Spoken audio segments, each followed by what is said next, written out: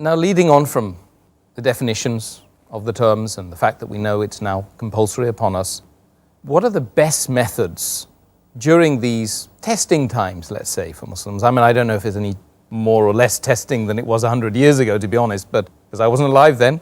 But I think that we need to know during this particular time, with these particular attacks on Islam that you see prevalent in the media, what are the best methods that we can utilize in order to give dawah to non-Muslims? There are many strategies and various methodologies that can be used for doing dawah. Some are less effective while the others are more effective. The most common method used is that whenever a Muslim meets a non-Muslim, he speaks 100 good things about Islam.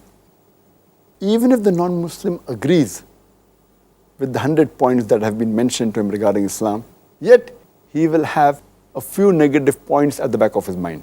He will say, you are the same Muslim who is a fundamentalist. You're the same Muslim who is a terrorist. You are the same Muslim who marries more than one woman. You are the people who subjugate the women by keeping her behind the veil.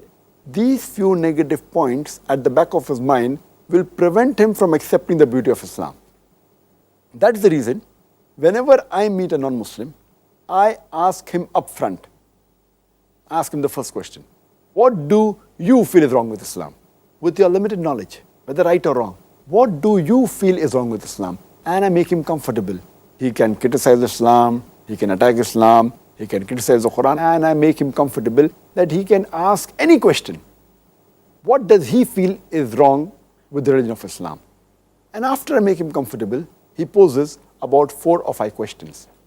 And more than past 15 years that I've been in the field of dawah, I have realized that there are about 20 most common questions that are asked by the non-Muslims. And when we pose to a non-Muslim, what does he feel is wrong with Islam?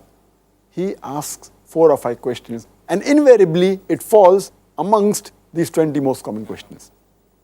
Now, how have these 20 most common questions come about? They have come about in the mind of the non-Muslim depending upon how the media portrays Islam. Today we have on the international media, in the international newspapers, international magazines, international radio broadcast stations, international satellite channels, we find that there is virulent propaganda about Islam. They are bombarding misinformation about Islam.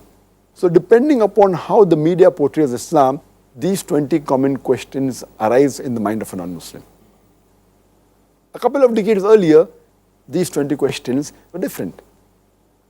Maybe a couple of decades later, these 20 common questions will change. Depending upon how the media portrays Islam, these questions arise in the mind of a non-Muslim. And I always say that if every Muslim knows the logical reason and the scientific reason regarding the answers to these questions, with the quotation from Quran, Hadith, and other religious scriptures, even if he cannot convert the non-Muslim, at least he can neutralize the animosity which is there in the mind of the non-Muslim. It will be the best tool. And I've written a book on this topic, Answers to Most Common Questions Asked by Non-Muslims. And if a person memorizes this, inshallah, he will be able to remove the animosity from the minds of the non-Muslims regarding Islam. Inshallah. That's excellent, and may it continue to be a benefit, all of this knowledge which you've, alhamdulillah, been able to move forward in the field of dawah, inshallah.